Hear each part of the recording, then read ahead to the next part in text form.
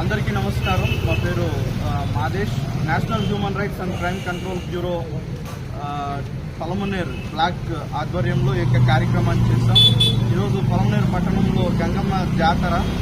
So ఈ జాతర సందర్భంగా పలమనేర్ పట్టణంలో ఉన్నటువంటి ప్రజలకు అదే ప్రకారంగా పుర ప్రజలకు butter milk and lemon juice ఇవ్వడం జరిగింది.